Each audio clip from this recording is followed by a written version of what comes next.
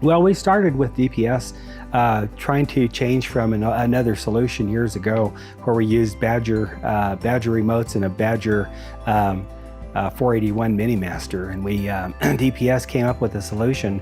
We needed something to be able to speak the language of the Badger system, so they came out and they actually set the DPS equipment up to be able to speak the Badger language. So that's the time we actually converted over to using a Timon XM, probably about year 2000 approximately.